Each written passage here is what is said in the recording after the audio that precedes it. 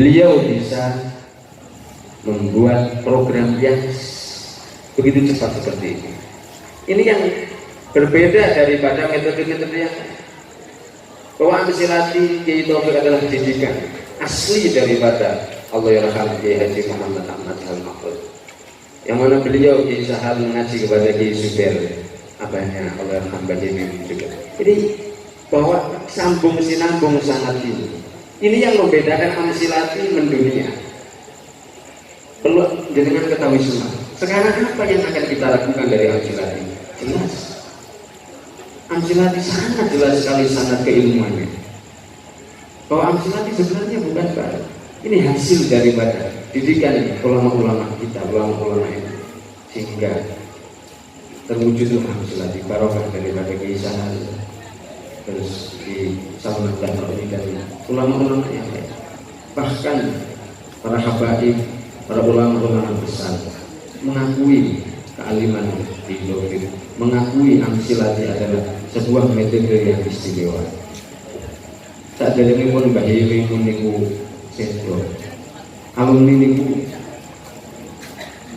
soan misalnya.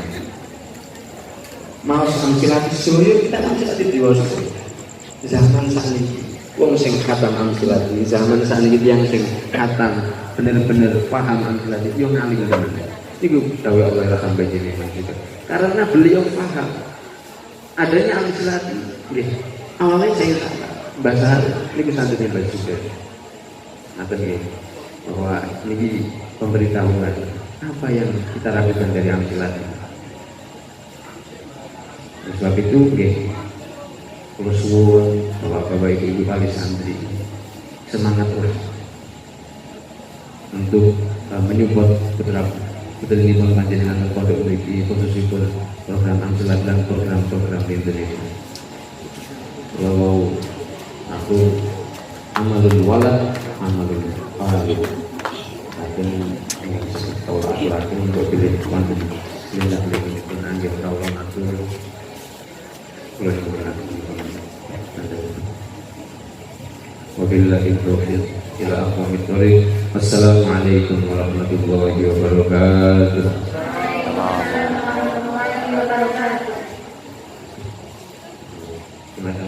Tidak hanya sekedar main-main.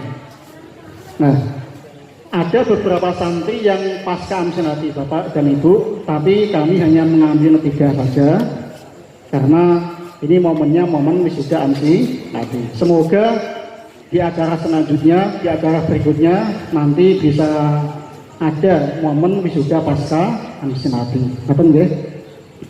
Nah, mari untuk meningkat waktu kami perkenalkan dulu. Coba namanya siapa? Ayo cepat. Namanya? Nama saya Nursalwa Ariantika. Salwa. Yang sampingnya? Nama saya Agnes Tristiani Rum. Yang laki-laki? Nama saya Ahmad Syaril Anusyatullah. Bapaknya hadir atau tidak? Ada yang hadir atau tidak? Ibu. Ibu.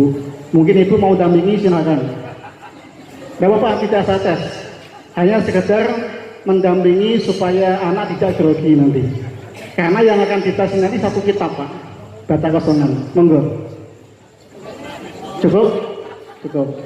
Yang ini hadir enggak orang tuanya? Hadir. Ibu, mungkin ibunya mungkin. Apa mungkin takut sama anaknya apa gimana? Karena ilmu ya. Yang ini, yang masnya, bosan, tidak apa-apa. Tapi mohon doanya Bu ya, Bapak ya, semoga yang punya manfaat. Kitabnya mana? Ini ngaten ya. Saya pegang 1 kitab, yang 2 saya kasihkan ke anaknya. Ini kitabnya kosongan, Pak. Dalam artian kitabnya tidak ada harokatnya, tidak ada kumisnya, tidak ada jenggotnya. Tidak seperti saya, jenggotnya tipis gitu. Ya, enggak. Mungkin dari Bapak mau ada yang mau maju untuk membuka halaman berapa saja, kami persilakan. Monggo. Maju saja, buka saja Pak. Tidak harus baca. Mungkin ibunya monggo. Kalau tidak ada, apa saya saja yang buka? Tapi yakin ya, jenengan ya. Saya terus terang, saya tidak ngajar di sini Pak. Saya baru datang tapi maghrib. Jadi saya tidak tahu anak ini ngajinya seperti apa, tidak tahu. Nanti kalau bisa alhamdulillah. Kalau tidak bisa tidak apa-apa. Nyatanya ibunya tidak berani. Ngerti ya? Enggak. Ini saya acak aja. Nah, langsung aja saya buka tanpa lihat bukanya. Ya, tek. Coba satu-satu dari yang sana. Wudhu aja. Ya wudhu. Saya. Bapak. Bab wudhu apa bab yang saya buka? Yang saya buka aja ya. Secara spontan aja ya. Oke. Met, saya lagi ya. Saya buka tanpa lihat Pak. Ya. Kebetulan saya kena halaman 64 dan 65. Moga dibuka. 64, 65 dibuka.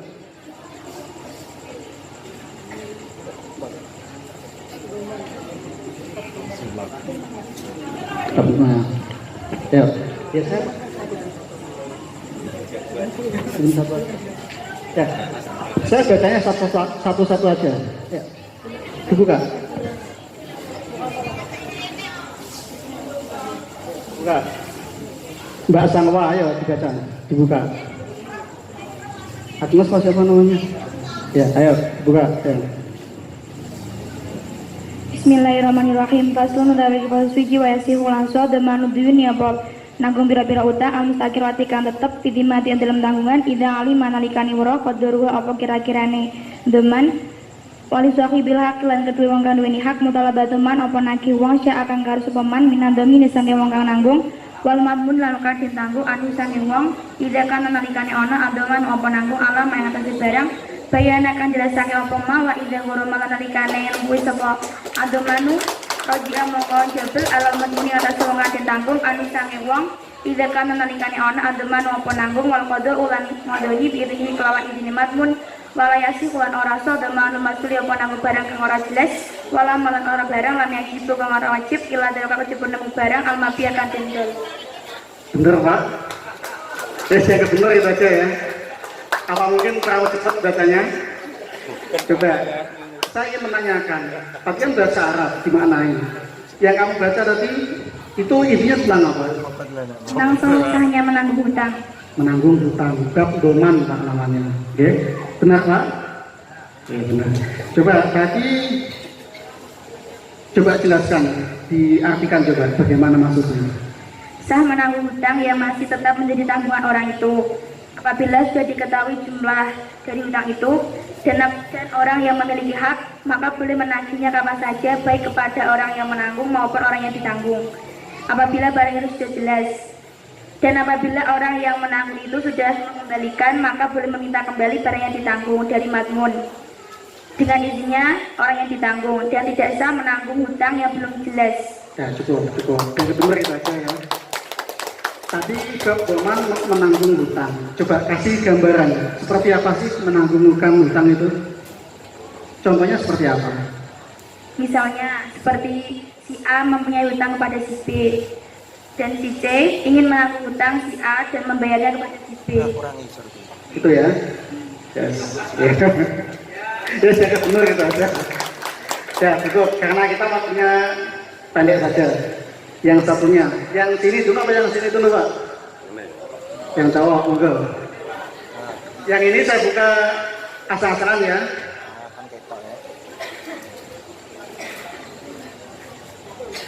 Sholat aja, sholat. Setuju ya? Ya. Halaman kebetulan saya buka pas halaman 13. Ya, halaman 13 pasal yang atas. Dibuka, dibaca. Coba nggak usah dimaknai, cukup dibaca harokatnya saja.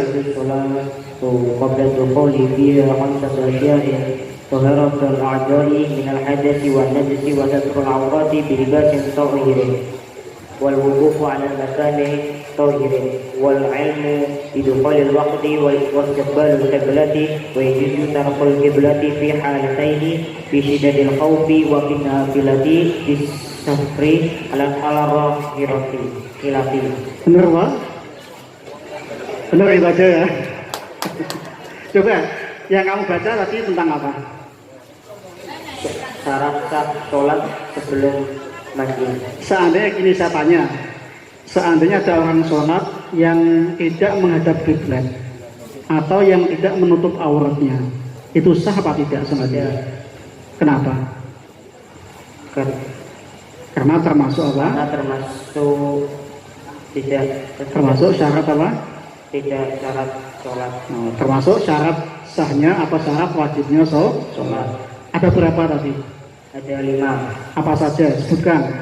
1, Suci dari hadas dan najis. 2, Aurat dengan pakaian yang suci. 3, Menempati tempat yang suci. hmm, Mengetahui waktu sholat dan menghadap kiblat. ya. Jadi ada 5 syarat wajibnya sholat sebelum masuk. Terus tadi di akhir kalimat tadi ada kata begini, waya juzu tarkul kiblati, itu ya. Oke. Fi hanata ini, fi syiddatil khawfi dan seterusnya. Itu maksudnya bagaimana? Boleh ketika tidak menghadap kiblat ada 2 perkara. Ketika sangat takut, ketika bepergian dengan menggunakan kendaraan. Maksudnya sholat wajib atau sholat sunnah itu? Sholat sunnah Sholat sunnah di atas kendaraan. Jadi ketika kita sholat di atas kendaraan, kok sholat sunnah tidak menghadap kiblat boleh? Boleh. Benar Pak? Kasih tepuk tangan yang meriah Bapak dan Ibu. Cukup apa ganti yang satunya? Yang satunya enggak. Mungkin ada yang mau buka, silakan. Terakhir, ibunya langsung tidak apa-apa. Kasihkan ibunya sana tidak apa-apa. Kasihkan ibunya, itu ibunya. Tunjuk aja.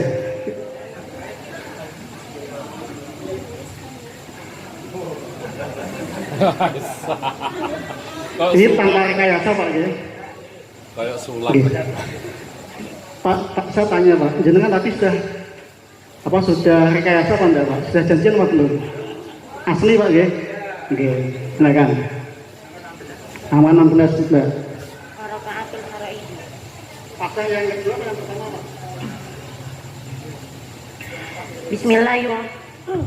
Bismillahirrahmanirrahim. Faslun rakaat suci wa rakaatul faraidi utawi pira-pira rakaat fardu sambatan cara iku 17 rakaatan apa rakaate fiha ing dalem 17 arba uniku papat wa salasun 30 sejadah apane sujude wa arba lan papat wa tisuna lan 90 takbiratan apane takbire wa tisuna songa tasyahudatin tasyahud apane tasyahude wa asyuna 10 taslimatin apane salam mi'atun lan 100 wa salasun lan 3 wa amsun lan 50 tasbihatan apane tasbihe wa jumlatul arkani utawi jumlah pira-pira rukun fi sholat yang dalam sholat mi'atun iku 100 wasitatun lan 6 wa asyirun lan 20 ruknan apane rukune fi subahi ing dalam salat subuh salatu iku 30 ruknan apane rukune wa fil maghribi lan ing dalam salat maghrib itnan ing kuloro wa arbaun lan 40 ruknan apane rukune wa fi rubaiyati lan ing dalam salat kang dosa papat rakaat arbaatun iku papat wa hamsun lan 50 ruknan apane rukune wa man utawi sapane wong ajaza iku apes apa man anil qiyam saking jumeneng fil faridati ing dalam salat fardu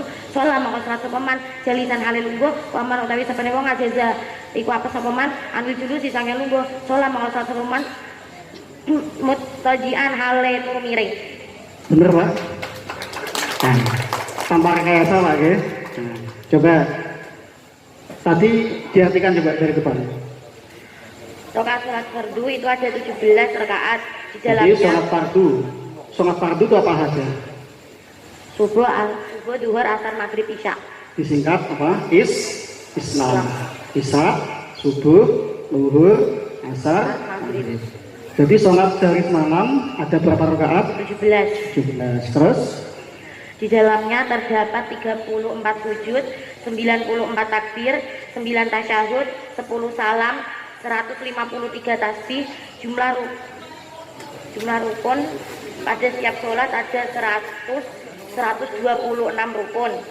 Dalam sholat subuh terdapat 30 rukun, sholat maghrib terdapat 42 rukun dan dalam sholat yang 4 rakaat terdapat 54 rukun. Nah, cukup. Yang terakhir, tadi ada nafas begini, ada kalimat begini. Waman ajaza anil qiyami fil faridoti shalla jalisan. Waman ajaza anil julusi shalla muttaji'an. Itu bagaimana maksudnya? Barang siapa yang tidak bisa sholat dengan berdiri, maka boleh sholat dengan duduk. Dan barang siapa yang tidak bisa sholat dengan duduk, maka boleh sholat dengan tidur miring.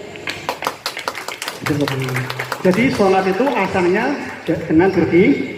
Kalau tidak bisa, duduk. Kalau duduk tidak bisa, Tidur miring. tidur miring. Kalau tidur miring tidak bisa, Isolasi. isolasi. Kasih tepuk tangan yang meriah Bapak dan Ibu. Perlu kami sampaikan bahwa pentingnya amsinati, pentingnya belajar kitab kuning tadi sudah disampaikan sama Kiai Faza bahwa amsinati ini sangatnya nyambung.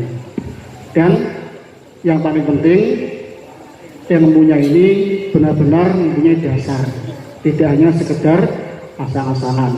Karena apa? Karena kitab kuning ini adalah karya dari para ulama, para kiai-kiai kita, para pendahulu kita yang perlu kita lestarikan. Karena apa? Karena kitab kuning ini di dalamnya sangat banyak sekali keilmuan yang perlu kita kaji. Jangan sampai kitab kuning ini hilang di tengah zaman.